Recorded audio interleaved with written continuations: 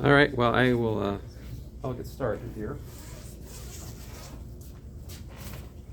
Sorry if you're not here. I left the camera in the car along with my backpack, which I'll be going to get after class. So, anyway, Heavenly Father, we thank you for this day. Again, I thank you for the students who asked you to guide our steps today. Help us to glorify you in what we do and to learn a little bit more about math. In your name, I pray, Lord Jesus.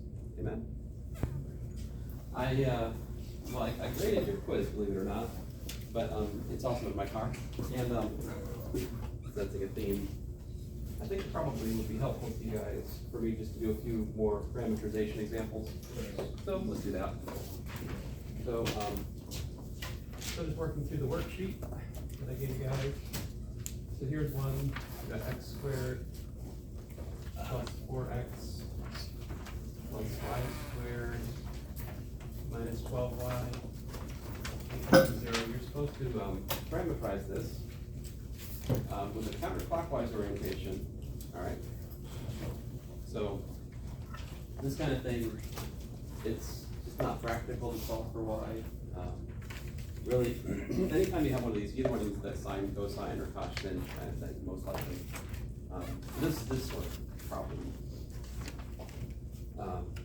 Let's see here. So the opening move would be to complete the square.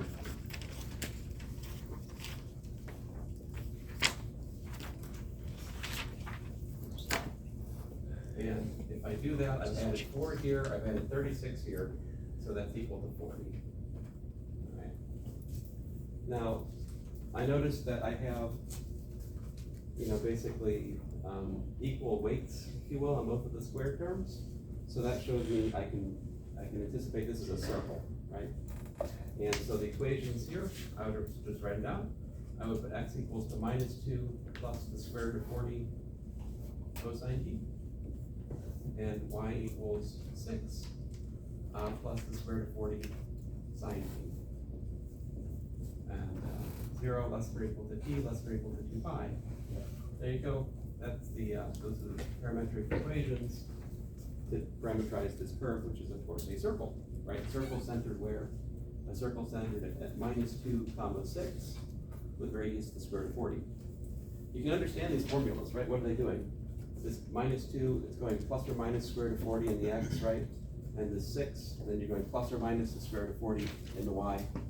And those are the sort of 4 extreme points on the circle. Any questions? Now, if I ask for the vector parameterization, yeah. Sorry, I don't really get it. You know what? I don't get it. Oh, yes. Well, maybe another example. Before I do that, Well, sorry, I just don't get why you did like the square root of 40 because I'm sine. oh, okay. So like, Well, yeah. a parameterization, right, is a pair of equations that if you put it back into the curve, it solves it, right? So here, if I take this equation, I solve it for x plus 2, I get the square root of 40 cosine t, right? If I solve this for y minus 6, I get the square root of 40 sine t, right? So if I take these and I look at x plus 2 squared plus y minus 6 squared, what do I get? Well, I've got 40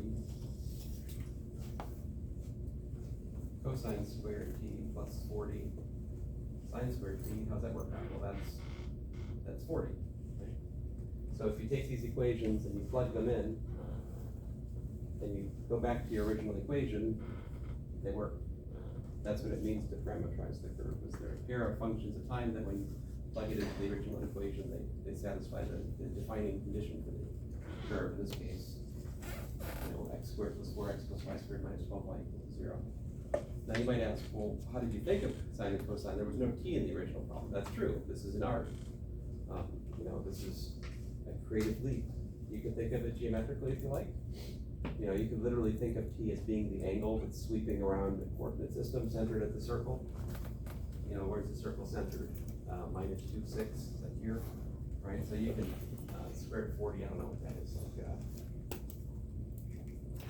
6 point something or other. So it's a little bit below. So the circle, you could define t geometrically, I suppose, if you wanted to. You could say, well, I can define an axis like this, and I can sweep out like that, and this angle here is t, and if I do that, then I start with the center point, which is minus 2, 6, and I add, you know, cosine t, and I add sine t here, but not just that, because this is the square root of 40, so I have to multiply these by square root of 40, you know? And then I get that formula. You could build this geometrically if you wanted to, but I don't really advise that, because there are other problems where that kind of direct geometric reasoning will be a real pain. And also be dishonest, because if we go through a very similar thought process for like the parametrization of an ellipse, the parameter is no longer a geometric angle, actually. Let me show you. If I had something like, you know, x squared over 8 plus y minus 2 squared equals 1. So this time the answer to your question is ongoing. Like, you have to see examples, understand what we're doing. It's not something that I derive from some sort of more basic principle. It's more of an art. It's like, like if you ask me how I differentiated something, I tell you, well, the definition of the derivative is such and so forth, and then we worked out the limit, we had a series of theorems, we're applying those theorems. That's not the case here. You could have done it otherwise. But anytime we're looking at like a sum of squares, usually sine, cosine, or cosine is the way to go. This one had no strings attached either, except that it'd be counterclockwise. Now, to see that this is actually counterclockwise orientation, you'd have to just plug in a time. Plug in time 0, where are you? Time 0, you're like here, right? If you plug in time pi over 2, you'll find out that you're up here. And I know that from actually explicitly plugging these times into these formulas. See, if I plug in time 0, I've got minus 2 plus root 40, which is here, and y is 6. And if I plug in pi over 2, well, this is 0, but this is maximized. So I'm at 6 plus the square root of 40 with an x of minus 2. So as you can see, we're going this way, right? We're going from here to there. That's a counterclockwise orientation. On the quiz, some of you gave me clockwise formulas for a counterclockwise problem. How can you avoid that? It's pretty simple. Either memorize that putting cosine with the x and sine with the y is counterclockwise, or try plugging in a pair of subsequent points and see which direction you go. Right? That's a quick way to check the parameterization of your curve. If you put in 2 different points, are you actually progressing in the way that you want? Right? Now, all of this is irrelevant if you don't know what counterclockwise means, right? And again, I'd love to point to a clock in this room, but you know the story. All right, so now to Zoe, another way to answer your question is just algebraic. So I look at this and I think I want to have some parameter. So in my mind's eye, I see this as something like I want to make this become cosine squared t plus sine squared t equals to 1. See if I can follow that pattern with parametric equations, then I've done it, right? So in view of that algebraic idea, I want to make x squared over 8 equal to cosine squared, and I want to make this equal to that, right? So this one's easier. Y minus 2 equals to sine t. That will make this and that match up, right? And then here, I would want x over the square root of 8 to be equal to cosine t. So if I have, x is equal to the square root of 8 cosine t, and I have y equals to 2 plus sine t, there you go. That will parameterize the whole. Now this is in a circle, right? And I would say in this context, what's the picture? It's centered at 0, 2, right? So the center is like up here. And where are the extreme points on this ellipse? If you put in x equals to 0, you've got y minus 2 squared equals to 1, which is giving you, from minus 1 all the way up to,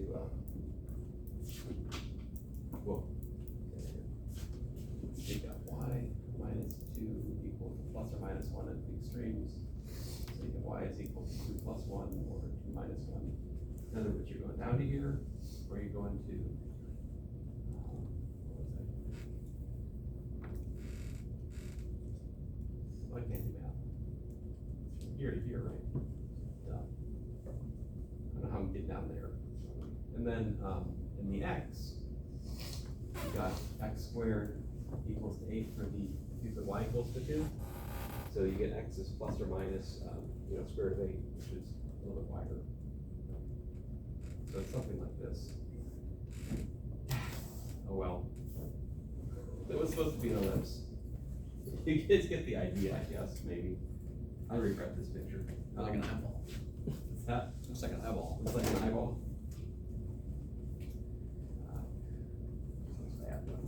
That's also wrong, but it looks better, so we'll stick with it.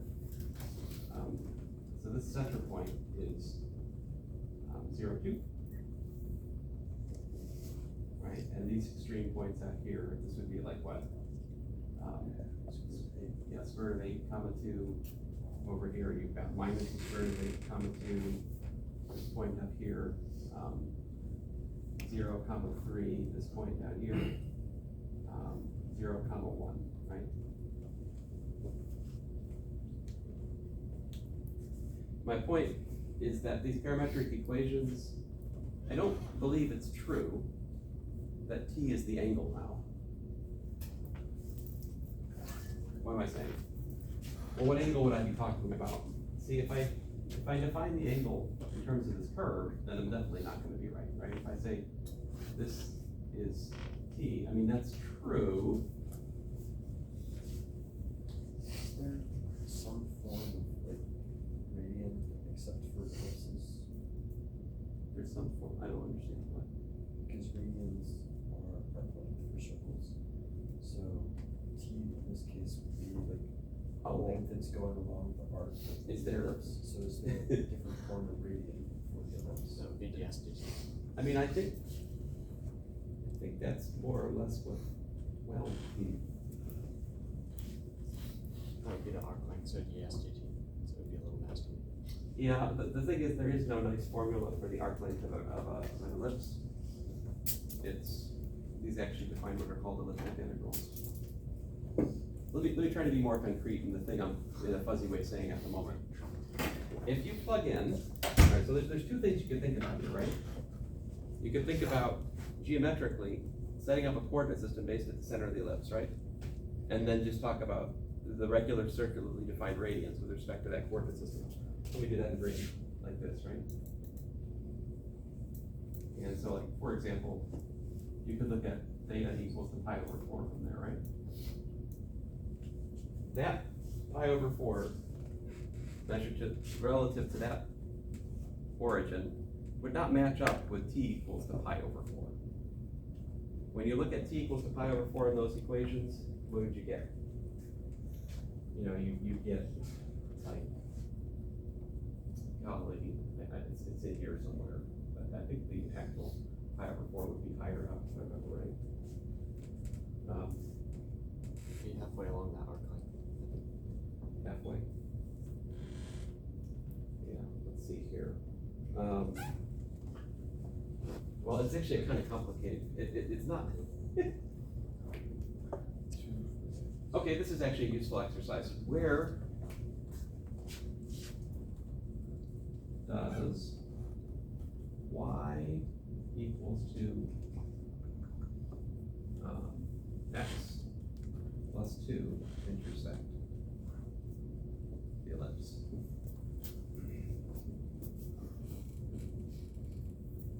See, that would be where the green line, if I put pi over 4, the equation of the slope one line would be y equals 2 plus xy plus 2 because it's got a y-intercept of 2, right?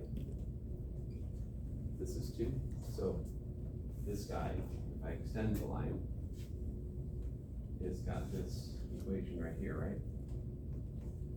So we could find where it intersects the ellipse and then compare to my claim that it's not pi over 4 equals to t, where that happens, all right? Now some of you already see it geometrically, great. Let's work it out. So how do we do that? take this and you combine it with that, right? So if we do that, what do we got? Y minus 2 equals what? X, yeah. So we've got x squared over 8 plus apparently x squared equals to 1. So that's actually 9/8. 9x squared over 8 equals to 1. So that tells me x is equal to, what do we got? Plus or minus the square root of 8 over 9, yeah. Also known as plus or minus the square root of 8 over 3. Okay, great. Now what time does that happen at for the curve? How would you figure that out? Does that make sense? There's two different points of intersection. This one down here, and this one up here, right? You plug that x into the cosine t equation. Plug that x into the cosine t equation. Right, so if we put, let's look at the plus square root of 8 solution, right? So if we look for let's try to find this guy right here, okay?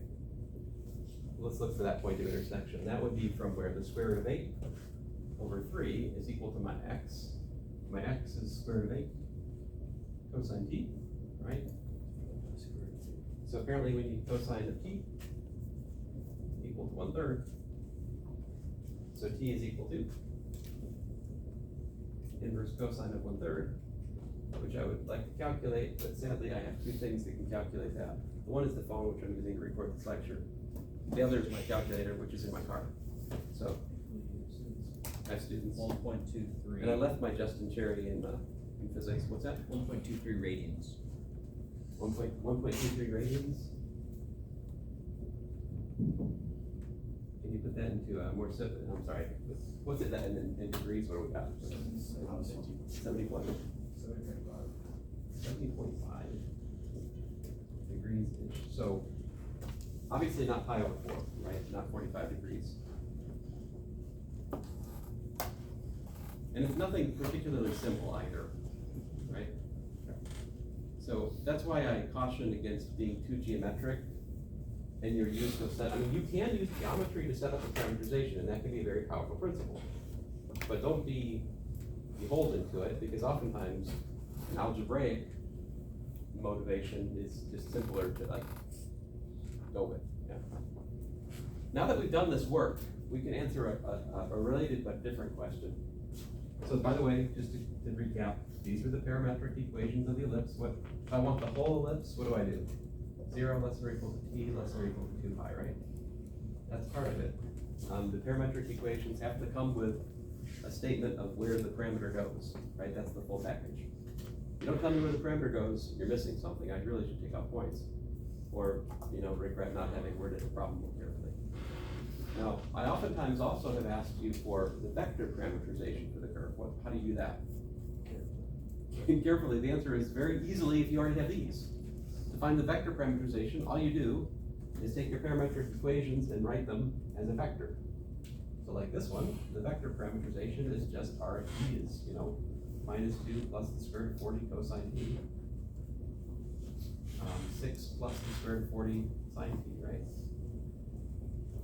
When would you want to calculate the vector parameterization of the curve outside of the context that I tell you to? Physics. Physics is a good answer. And here, how does physics come to you? It comes to you in the form of, I ask you to find the velocity of the curve, right? If I ask you to find the velocity of the curve, you probably want to look at the vector parameterization, because finding the velocity is a simple matter of differentiating this, right? The velocity is dx dt comma dy dt, right? All right. What's the speed? Well, the speed is the magnitude of the velocity, right? So you find the magnitude, the length of the velocity vector, and then integrating that over the curve gives you the arc length. Right? These are the circle of ideas you should have down. You need to master this circle of ideas. Do I need to write this for that, or do you guys clear on the language? So if I asked you for the vector parameterization over here, you put these in a pair right to the back. Yeah. What determines the interval that the curve travels? Like, why do you choose 0 to 2 pi instead of Like 0 to pi? As I said, this is to parameterize the whole ellipse. So it depends on how the problem's asked. So if I ask a third example, parameterize ellipse from example 2, but just the part above y equals to, x plus 2,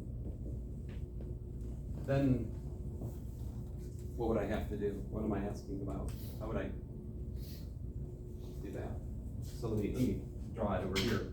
I'm saying parametrize just this part, right? And and to be friendly, I'm gonna keep it counterclockwise.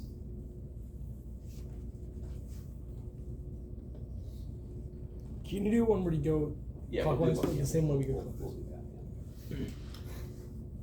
So just solve for t where it hits that, where it starts that, that part of the arc until it ends. Oh, you're like, so we figured out that that parameter is approximately,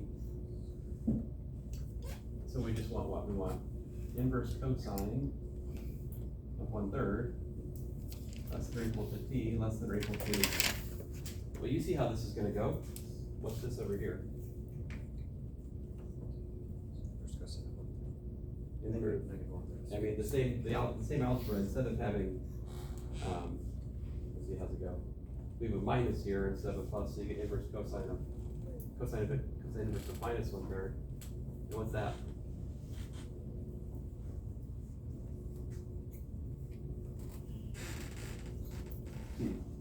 What happened? Yeah, try that out. See what happens when you take inverse cosine of minus 1/3. Minus inverse cosine. What is it? 121.63 grads. What? 121.63 grads. I reject your grads. I would. I was like, I do not want it in gradients, thank you. Like 400 grads in a 360 degrees. Thank you for wasting our time. It was a good. Good though. 250. This is really the only context where that joke works. But anyway, yes, what? 250 like that? This is 250. 30 like that. I got 109.5. What, this is 109. So your calculator gave you 109.5 Yeah, degrees? yeah. Well, that's not right. Should add one Cosine to is the just What's that? radians. Yeah, but what happens if you put in inverse cosine of minus 1/3? What is it in radians? 1.91. 1.91. What's going on here? That's the top solution. It's going closer to the. Why don't we just take 1/3? Was this 1.23 in G radians? No, that was just regular. Oh, it's just regular radians. What, you should just add Grads. 180 to 70.5, right? That'd be the right solution. Because that one's giving you the top solution with the. Now I need to erase our previous problem here, but So, we know that, let's talk about this. Yeah. we know that cosine, sorry, the inverse cosine of 1/3 is wherever it intersects along the, axis, so we just add 180 since it's a straight line. Okay. Maybe. Just give me a second here. I'll see if I sign on to it. So cosine looks like, I mean, I'm not disagreeing that you're wrong. I mean, you're right. You might be right. I just need to see it. All right. So we have, let's see here. When you use your calculator, right? Inverse cosine is the cosine. The inverse of cosine restricted to what interval by convention? 0 to pi. 0 to pi. That's right. So when you take the inverse cosine,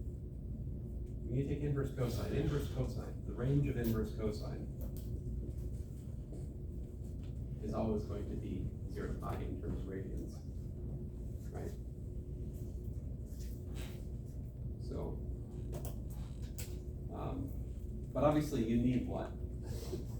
The angle that you're actually looking for here is what? It's well, let's see here, let me just give it context, right? This over here, we can figure out very easily is t equals to 3 pi over 2, right? This right here is t equals to pi. So we should be looking for a solution that has t between those two things, right? Between 3.14 and, oh golly, 4.8-ish, I forget. However, 2 is like 1.57, right? So 1.6 plus 3.1, 4.7-ish, I guess. So, all right,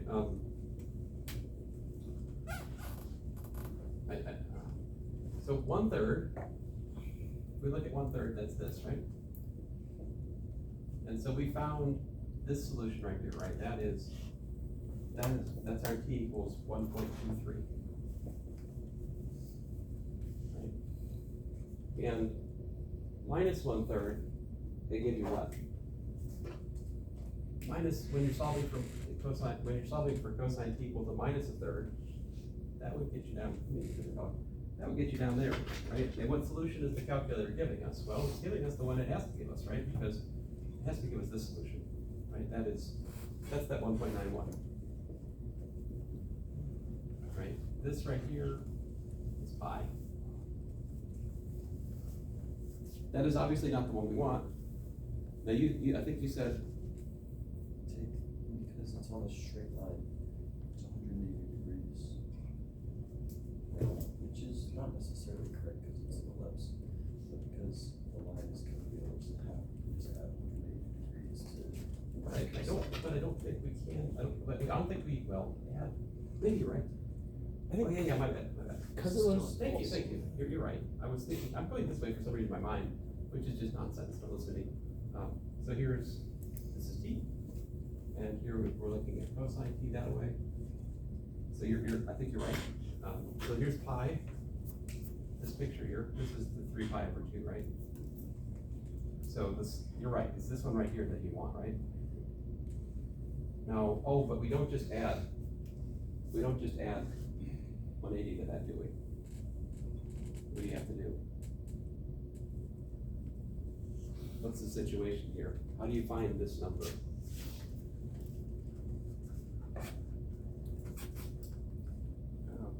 Well, you said add 180 to what? To 1.23 radians. So add a pi. Okay, add 180 to this one? Yeah. Yeah, I think, well, you can definitely do it by saying t equals, I think that's right. I think you can do t equals negative 1.91 plus 2 pi.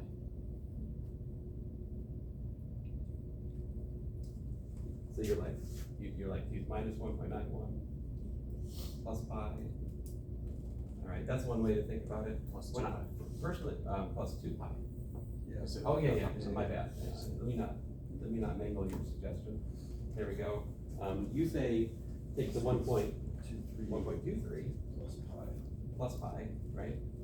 Whatever that's equal to. I say, this is my intuition for this problem, is I look at this and I go, well, what I'm looking for is symmetric about the line y equals pi. So I want to go the same from here to there, and I go from there to there. So I'm thinking it's pi plus, the difference of pi and minus 1.91. So it looks like I agree with, so like that's a weird way of saying your answer, Sam, but that's how I think of it. I think of it as it has to be the thing that's symmetric along here. I think it's there. My point to you guys is this is the hard part. The pre-calculus is the hard part, right? Actually, writing these equations down, not so bad. Figuring out exactly what parameter range you need to achieve a certain goal, this requires like careful analysis of the equations. And getting to the point here, we have figured out that we're supposed to put what? I mean, whatever, these are the same thing, right? I mean, if I had an exact, you told me first. So let's see here, so we'll do pi plus 1.23. I mean, it doesn't matter, these should be equal. I would love to check that, but as I mentioned multiple times, my calculator's in the car. So. All right. Next question was, what if we wanted clockwise? How do you guys think we should do that? Oh, by the way, what if you wanted the lower half of the ellipse? What would you do? if instead of wanting the upper half, I want below the line. That's much, now that we've done all this, it's pretty easy, right? You just do what? You could let, to get the lower half, you could let t start here, at pi plus 1.23, right? And you could let it go all the way around to what?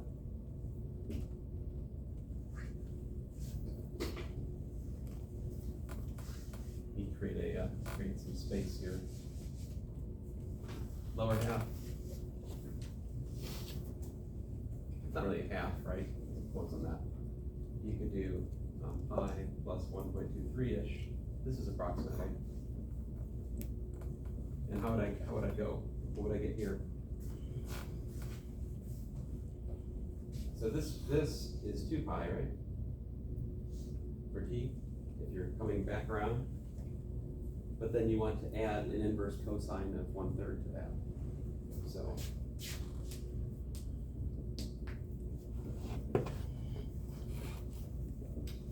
this range of parameters, still with those equations, would parameterize the counterclockwise oriented part of the ellipse that's below the line y equals 2 plus x. This all becomes way easier if it's a circle, right? Because then you can think about it in terms of direct trigonometry, because the parameterization t would match the angle geometric that is going around, right? And yeah, there's probably a way to modify geometry to understand t in terms of a modified angle. I just don't want to. I think that'll, I mean, if I was working with this problem all the time, if this was my job, I would take the time to understand that geometry and work in it. But this is just an example for us. All right, so question then, how do you find the clockwise orientation of this curve? Any ideas? Don't you just multiply t by -1? Just multiply t by -1 is, I think, correct.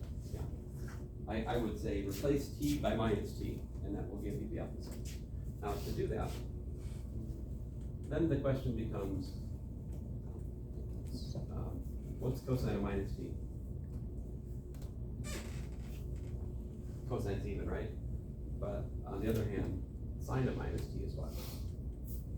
Sine of -t is minus sine of t, right? Cosine's even, sine is odd.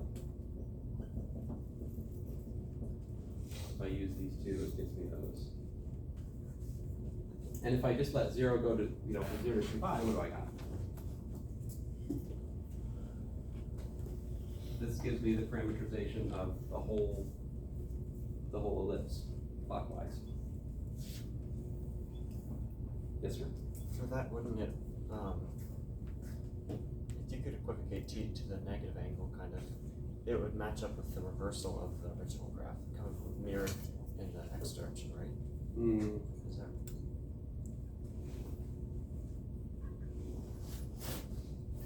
So for the Yes, whole, I mean, it is, the whole ellipse, parameterization in the clockwise sense is the reversal of the graph, yeah, in this case. but it wouldn't work for the sectioned parameterization that we did earlier, I guess. Yeah, you'd have to play other games there.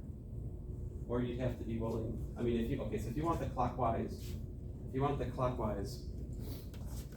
orientation to the upper half, all right? We could do this, we could do the same equations, right?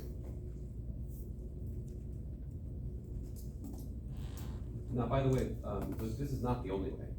This is not the only way, right? This is just a way. So if I'm replacing t by -t, I gotta think about, this was the one right here. Yeah. This guy right here. Multiply that by -1, I get minus inverse cosine of 1/3 greater than or equal to -t greater than or equal to minus pi minus 1.23. So if you just do that, I would tend to let minus pi minus 1.23 less than or equal to t less than or equal to minus the inverse cosine of 1/3. That's the easiest thing to do. No, that's not the same t. This, anyway, let me not write that. This is what I do. You can check it out. If you plug in minus pi minus 1.23, you'll get the upper point, the asterisk point up here. If you plug in that time, other way around. If you plug in this, you get the lower point. You plug in this minus cosine of 1/3 into these formulas, you get the asterisk point, which is to say that you're going clockwise like that. Will that always work? Switching t to minus t? Yeah. Depends on what you're doing. I mean, it's not the only way. Now, are we talking about, I mean, I'm trying to, well, you guys won't be in Calculus 3, so I guess we can talk to you about it now. But, I mean, you can join us. There's still room at the, shockingly, there are still seats at the 8:15 section of Calculus 3 I'm teaching in the fall. Go figure, like, lots. You could bring your own recliner, I think, in class, you know, if you wanted. I can't promise that maintenance won't steal it from you later, but, you know. I mean, you're reclining it for the warehouse, right? You need to chain it. Find something to chain your recliner to. Bike lock. We had so many classes in this one classroom when I was a physics undergrad. We used to joke about bringing our own chairs to class, just because we're always in this room. Like, you should be able to bring like your own chair, you know, something. These aren't too bad. These are padded, right? Maybe worse. I mean, I always hated taking tests on these miserable things. It's just garbage. Just junk. Like, I much prefer, like, if I go to the classroom, I see the like nice tables in front of me. I'm like, yes, this is how it should be. But anyway, tables are not very conductive if you're one of those people who like to start your class with, "All right, everyone, put your chairs in a circle." Anytime I hear that, it's like, I'm punching in the face. Education majors. What's that? Guy doing ellipse instead. Doing the lips instead. That's my point. Very good. Another example. Civil engineers. Example 4. If I'm going, say, from the point 1, 2 over here to the point, I'll make it nice 8, 10, right? And I want the line segment going from there to there. Of course, I can use the vector parameterization RT is equal to, this is my point P and this is my point Q. We've done this a bunch of times now, but I'll do it again. P plus T times Q minus P is a natural choice, right? So that's 1, 2 plus T times Q minus P is 7, 8. So my parameterizations 1 plus 7T, comma, 2 plus 8T. All right. Great. Coming back to your question, so that's how to parameterize this curve, left to right, right? Left to right. Suppose you want to find what we were just talking about, the reversal of that parameterization. So I think we could do R2 of T is equal to 1 plus, man, I want to say it's 7 times 1 minus T, 2 plus 8 times 1 minus T.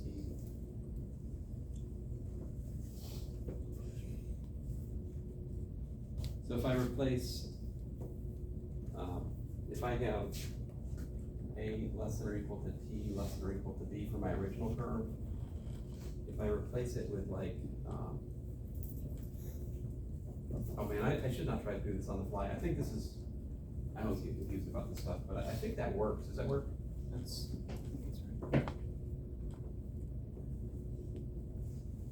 The question of how do you do that for, you know, when you're, I think it's more nuanced when your parameter range is not 0 to 1. it's because you can always start with the 8 on a 10. Subtract them. Yeah, if I plug in 0 here, what happens? I think I get 8, 10, right? 2 plus 8, yeah. If I plug in 1, I get 1, 2, right? So as you can see, the R2 is at a reversal. I just traded T for 1 minus T. But this is different than what I did for the clockwise orientation, right? This time I decided I want my reversal to, I don't want the domain for my reversal to be all wackadoodle. Like, this is a weird, yeah, I mean, switching t to minus t is, you can do it, but it does come with annoying strings attached.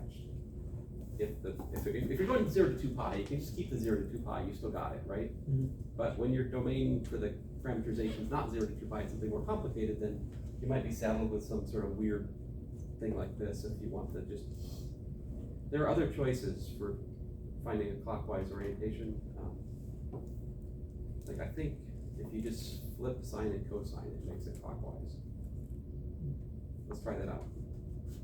You just see, so the difference here with this one, again, is just that I'm still using, for the new parameterization, 0 to 1. So it's a different strategy for the reversal. There's more than one way to form the reversal. So hopefully I will have chased this demon down by the time we get to this material in calculus 3.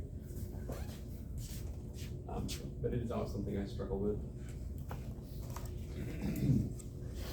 I struggle because I have more than one choice, you know? A more simple example, example 5. What if we have x is equal to, I don't know, 10 plus sine t, y is equal to, I don't know, 7 plus cosine t, what happens there? We can plot it. Where's the center of the circle?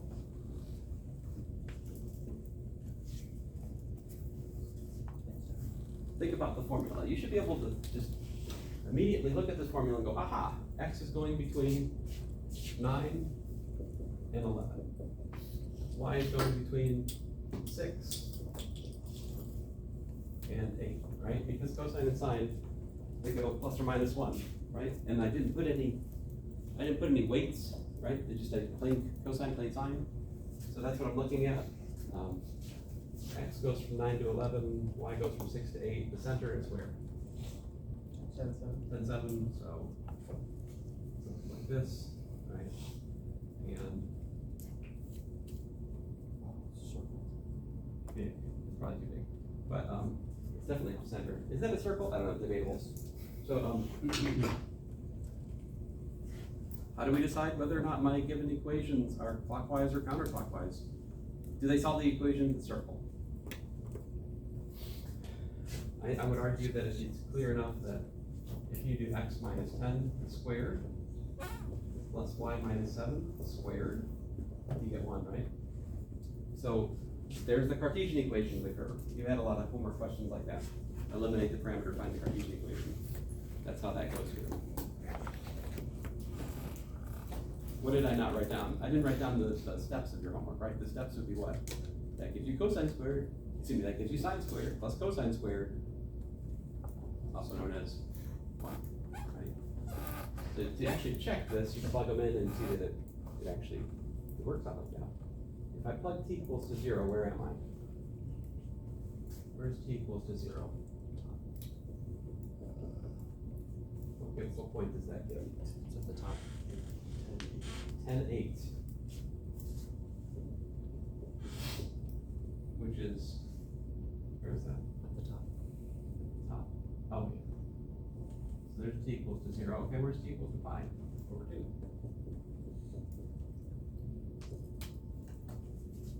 We get what? We get 11, 7. How am I knowing that? Well, I know the values of sine and cosine without picking up my calculator, right? Every time I don't pick up my calculator, I just save 5 seconds. Those add up. So there you go, t equals pi over 2. So apparently, this is going that way, which is what we call clockwise. So that's another approach. Just put sine for the x and cosine for the y. That's another. But yeah, but now you'll have to adjust the angle more delicately. Yeah. That's what I was gonna ask. Like on a test, are you okay with it starting at the top, or do you want to like adjust the range of t so that it like starts over pi over 2, but it's still starting at like the same place as it would if you just changed? It depends on the instructions. Like if I saddle with you with make t equals to 0 at a particular point, then you got to deal with it. But otherwise, Okay. there are infinitely many parametrizations. Alright, so in general, this is okay. Yeah. Now, of course, if you want t to be, you know, the angle, I guess if you want t to be the angle, if you want t to still be if it's a circle, we're making t also be the angle, if you use standard angle, then I think we have to do the thing I did to start with. Because here, this t, well, stupid ellipse problem, but imagine it wasn't an ellipse, imagine this was a circle, we've done that. That would actually be the correct choice of radians to think. Anyway, let me not talk about all potential variations on this theme. There are many choices, all right, so. Okay, so. Where are we? Ah, good, still fine. Let us go back to polar coordinates now that I have blathered on about parametrizations for a while. And I always forget, I mean, I focus, we didn't do Cauchy cinch yet, did we? Ah. Guess I should do that too.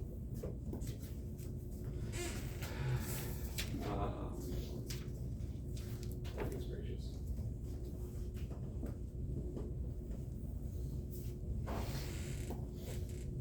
Tell you what, if you guys want to talk more about Cauchy cinch another day, we'll come back to it. I think it's good for me to go on to the polar stuff, yeah. So the next topic here, of course, and you guys can ask me more questions about, you know, the parametric stuff. I want to move on today because if you already understand these things, you're probably bored at the moment. If you don't, you probably are in the majority. But polar coordinates in their calculus, so let's see here. To start with, we had what? What are the basic ingredients? X equals to r cosine theta, right? Y equals to r sine theta.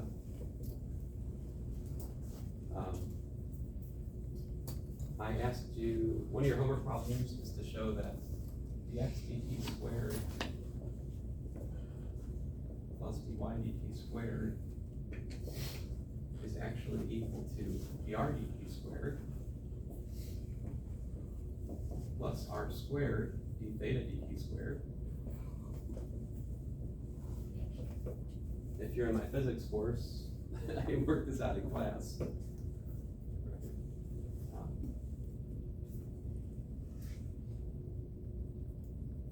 So in light of this, what's the formula for ds in terms of polars? ds is what? It is equal to the square root of dr dt squared plus r squared d theta dt squared dt. So this formula I have right here, that I would use to calculate the arc length of it's called a polar parametrized curve. All right, so if someone's given me both r and theta as functions of t, that's the formula I would use to calculate the arc length. But oftentimes, usually, have a polar graph. What's a polar graph? What's a polar graph look like? R is equal to some function of theta, all right? In other words, the parameter for the polar graph, t is equal to theta. We can think of that, okay? So basically, t, quote unquote, is theta. And if we put t equals to theta, what do we get in that formula up above?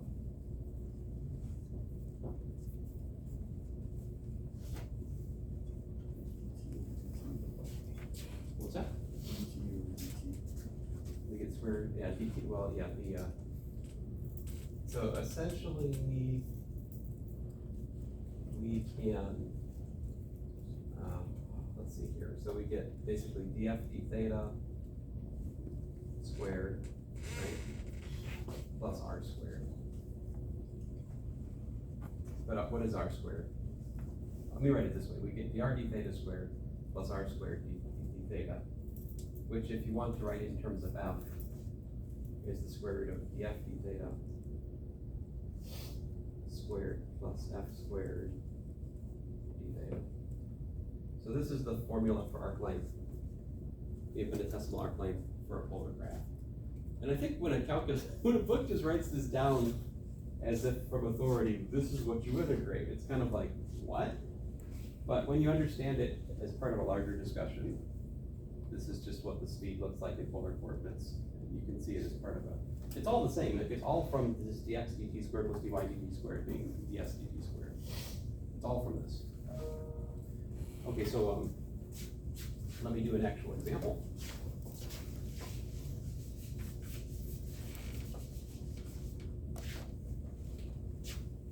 Example 6. So if we have r is equal to theta, this is a kind of easy thing to graph. Like I could do that fancy graphing procedure that we talked about the other day, but I can give you a pretty quick picture of what we're looking at here. So it starts out at radius 0, right? And let's be clear, this is for 0 less or equal to theta, less or equal to, well, let's say for 2 pi for the sake of my graph. So I start out at 0. By the time I get to pi over 2, to radius pi over 2, by the time I get to radius pi, I've doubled that. And then I triple this here, and then I'm out to, yeah, so this looks something like, that's a very bad picture of it, but anyway, that's what you get. So if you're looking at a spiral. Is that a specific spiral or golden ratio, or is that just a spiral? I don't think that's the golden ratio. That one's, I think that one's like a log or something. Okay, so what's the arc length? How would you calculate it? So S would be equal to the integral from 0 to 2 pi of the square root of what? The r d theta is what?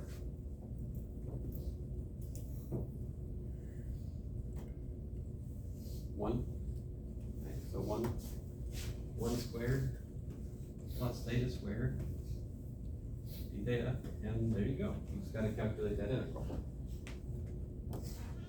Right. Which you can do. It's like a secant cube. Or a hyperbolic cosine squared. You pick your poison. But you can do that integral. Alright. Example 7.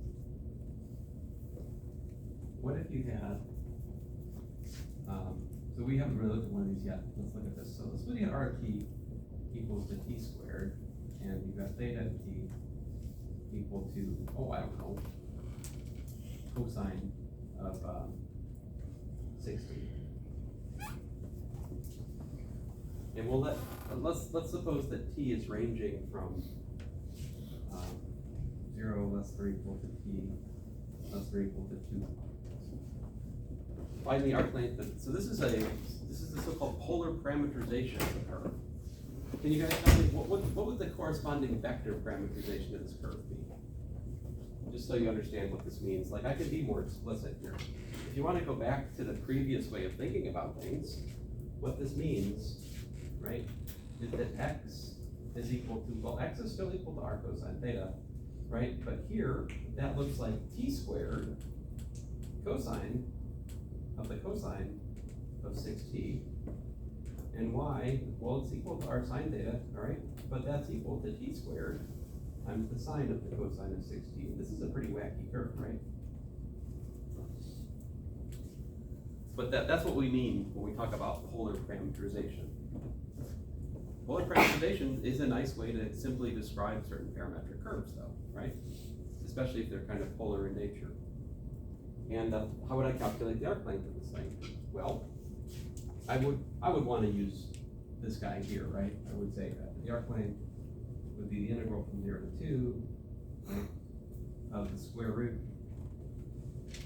of dr dt, which would be 2t squared, plus r squared, which is t to the 4th, times d theta dt squared, which would be minus 6 sine 6t quantity squared.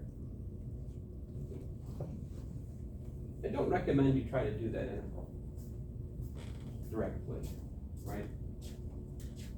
That seems unwise. Uh-oh, let's see if we've got enough battery power left. I'm not sure. Well, I'll let you guys, let me work on getting to the thing while you guys finish taking your notes, because I'm gonna need to ask you what the formula is here in a second. So what I have R equals to t squared, right? And what was my theta?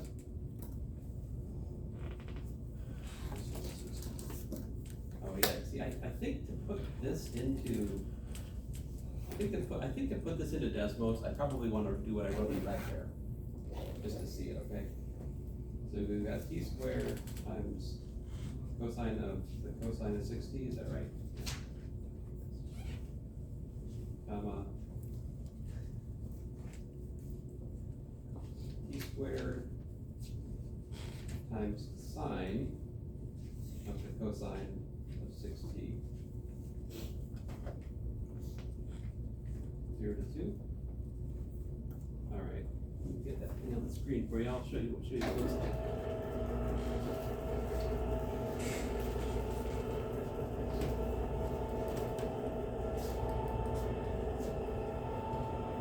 What happens if we put r and theta both as like sine and cosine? What's that?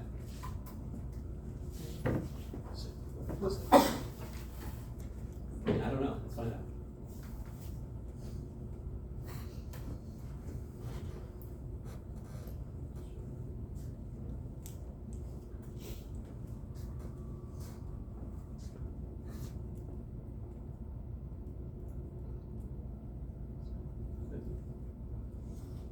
You can do it.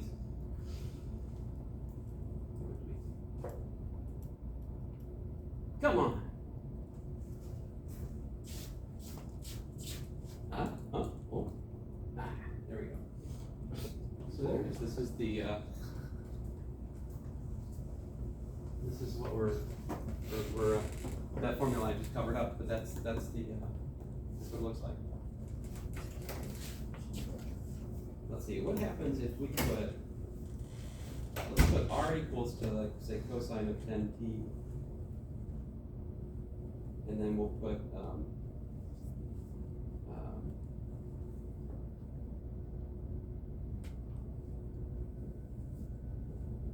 we'll put theta equal to sine of at, all right?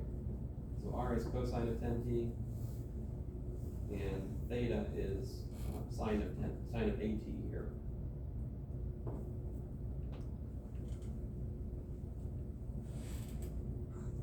Turn off the other one. Zoom in a bit. See here, there's a equals to 1. What happens when we put a equals to 2 with that? Maybe I should let t go a little bit longer. Let's let t go to 10. Whoa.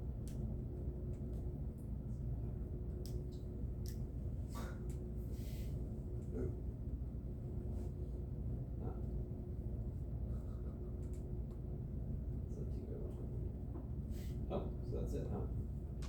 Let it go to minus 10. Still the same. Interesting. Wonder why. My point to you is that if you start playing, like, there's all kinds of really weird and different curves you can get from, yeah, I know, polar parameterized curves. Well, maybe I don't want to plug in my PCU. Leave me alone. Shut up. Get out of here. You have one job, battery. So the integral, we'll see if I can do it in time. What was it? 2t squared, square root of 2t squared. So that was a 4t squared? Yeah. Plus t to the 4th times, parentheses, I give 6 sine of 6t squared.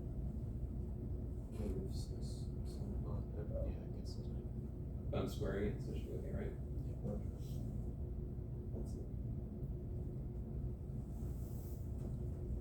That is how I would recommend to do such integrals. Alright. In fact, most arclength integrals are like this. Most arclength integrals, we don't have you know, an antiderivative that we can write down, because when you have a square root of stuff, there's no guarantee that you can, you know, make it work out nice. Yes, sir? Where'd you get the t to the 4 to 6 sine 60 from? Oh, that is from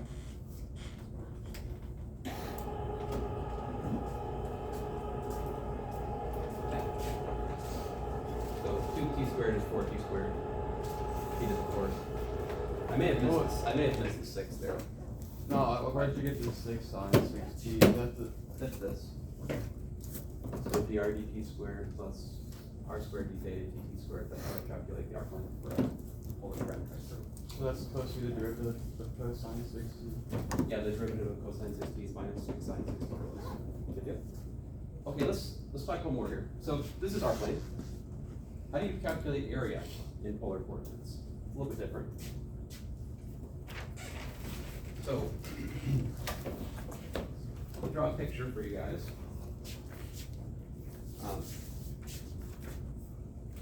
So we're primarily interested in the situation that we've kind of got like a theta 1 down here, and maybe you've got a theta 2 over here.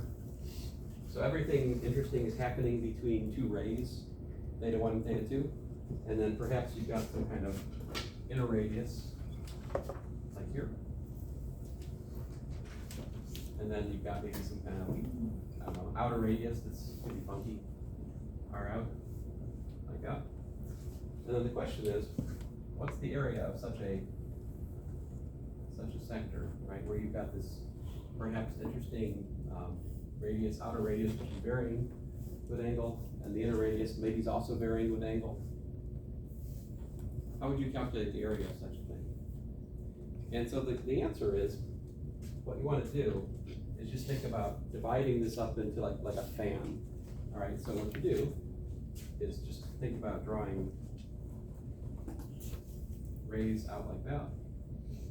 I'll draw a representative one here like that. All right. And so what's the area of this guy right here? So the angle that's swept out, it's got change in theta here. That's how much you're sweeping. All right. What's the area? So I guess before I answer that, I should ask a more basic question. What's the area of a sector? Do you guys know?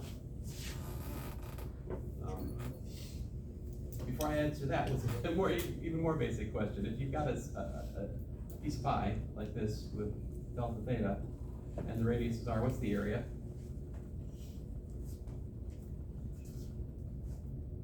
You guys know pi r squared. What's this one? What's the area of this guy?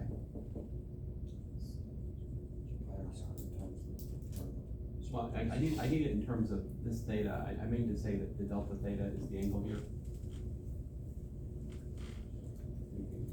You understand my setup here. So we're sweeping out delta theta. So the area should be in terms of delta theta. Delta theta over 2 pi times r squared. So Delta theta over 2 pi times pi r squared. I think that's a very, very good way to look at this formula. That's right. I mean, the area of the circle is proportional to the percentage of the area which is swept out. The area of the sector is proportional to the angle of the sector which is swept out, right? So delta theta divided by 2 pi, that gives me the percentage of the wedge on pi r squared. Well, we know pi r squared is the total area of the circle. That's actually how I remember this formula. And so I'm fond of the answer you just gave me. Of course, this simplifies to 1/2 delta theta r squared, right? So that's the area of a sector. If you plug in 2 pi, you get pi r squared from this formula, right? So what's the area of this guy? So what you want is you want 1/2, 1/2 delta theta r out squared, right? Minus what? So that would be the area, basically, if you included from the origin all the way out to there, right?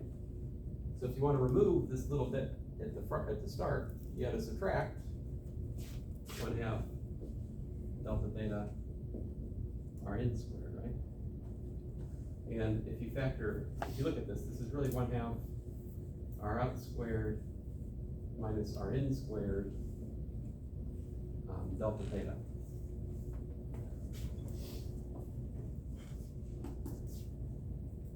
Sorry, I seem to have gone from lowercase to uppercase at some point, but these things will happen.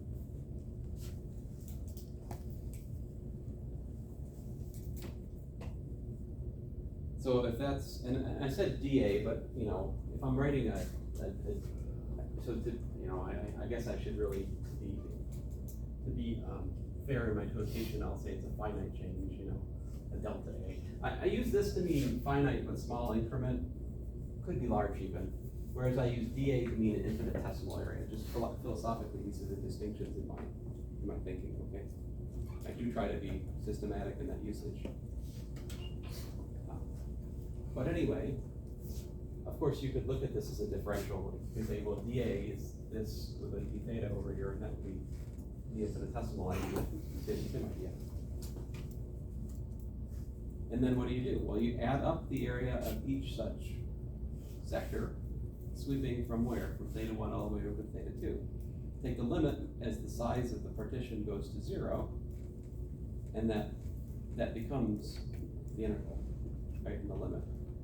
So, proper hand waving done, the area, it's going to be the integral from theta 1 to theta 2, 1/2 the outer radius squared minus the inner radius squared d theta. And that is how you can calculate the area inside a polar curve. Well, between two polar graphs, right? So this r out and r in, I'm assuming that they're both polar graphs, that you can write r as a function of theta in both cases.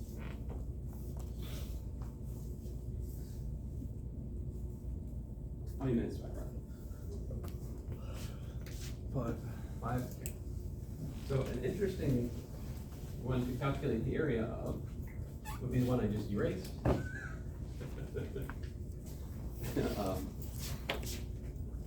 Let's bring it back again here. So where am I? Example 8, 7, 9? If we count the point where it's one, yes. Yeah. No, so it's, well, anyway. Let me think here. Well, since I don't have a lot of time, I'll do a boring one.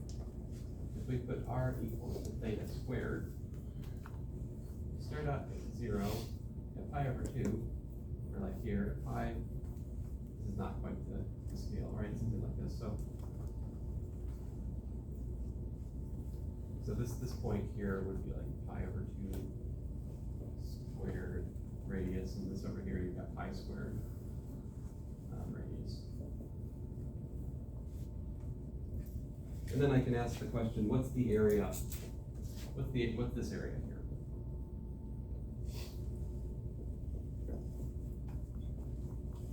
So this is a very simple example.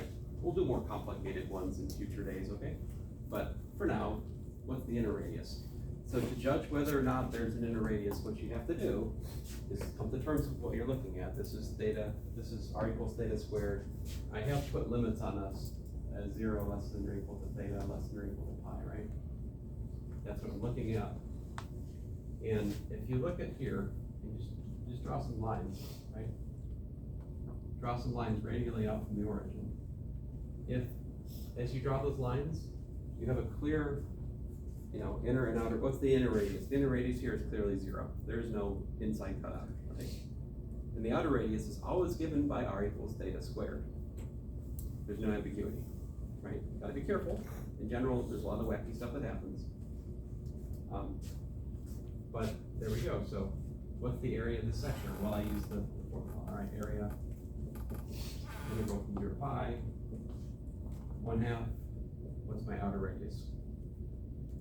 Theta squared, right? So I do theta squared d theta. That's it. So what's that give me? 1/2 integral from 0 to pi, theta to the fourth d theta, also known as pi to the power 5 divided by 10. So, yeah. There you go, that's the area, apparently. That wasn't too bad, was it? What would this look like in Cartesian? What's the Cartesian equation of this curve? Like, can't you just let it be, can't you just leave well enough alone and let this be nice? Well, yeah, we can do that, but I want to talk to you a minute. What does this mean in Cartesian variables? Think about it for a second. We're talking about the square root of x squared plus y squared, right? Plus or minus, equal to, you know, inverse tangent of y over x, right? Plus epsilon times pi squared. Here epsilon is either equal to 0 or 1. That's the formula for the standard angle. It's either inverse tangent or it's inverse tangent plus pi. That gets all of the standard angles modulo the places where inverse tangent of y over x isn't defined. Ooh, which is actually kind of relevant here, right? Because that cuts right down the middle of the discussion, doesn't it? Here's x equals to 0. That's a naughty place for this formula. You know, it's not cool there. That's what this spiral looks like in Cartesians. How would you find the area in that world? Transfer to polar. Transfer to polar is a very good answer. Yes, that's the correct approach. If someone tries to make you do this in Cartesian equations, be like, I will derive everything known about polar coordinates and work it over there instead. That would be the right way to do it. Anyway, my point to you is that what is very simple in polar coordinates can look very complicated in Cartesians. And of course, if I'm doing the square here, I can safely erase the minus. But yeah. Solve for y. No. No, right? You can't. Can you do it? Can you solve for y there? I don't think I can solve for y. It's just Yeah. Anyway. You guys got any big plans today?